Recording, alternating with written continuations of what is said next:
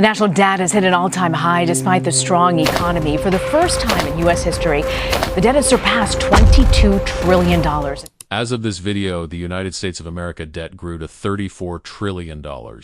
However, we're told the national debt is a ticking time bomb, if that's true. The bomb has been ticking since 1791, and it's got the slowest fuse in history. Is the debt clock a warning sign, or is it just a high score in a game where the rules don't actually exist? The biggest question most people ask is, who actually lent them the money? Is there some giant intergalactic bank floating in space that the UK and the US owe trillions to? The real answer is that it's not one person. It's everyone. When a country needs money, they don't go to a loan shark. They issue bonds. Think of a bond as a formal IOU. The government says, give me £1,000 today, and I'll pay you back £1,100 in 10 years. And who buys these IOUs? You do. If you have a pension, a savings account, or an ISA, your bank has likely taken your cash and lent it to the government because it's the safest place to put it. Second, other countries. China and Japan own trillions of U.S. debt because they want a safe place to park their profit. And third, the weirdest one, the central bank.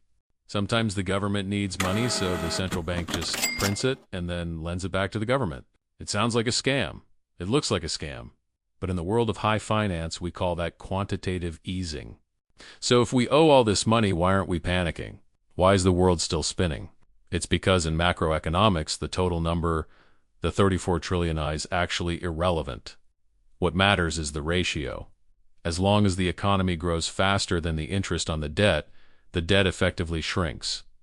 It's like having a mortgage that stays at £500 a month while your salary doubles every year. Eventually, that massive payment becomes pocket change.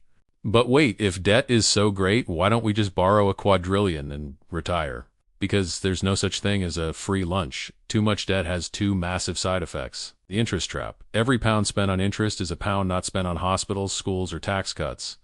Eventually, you're just working to pay the bank's bill.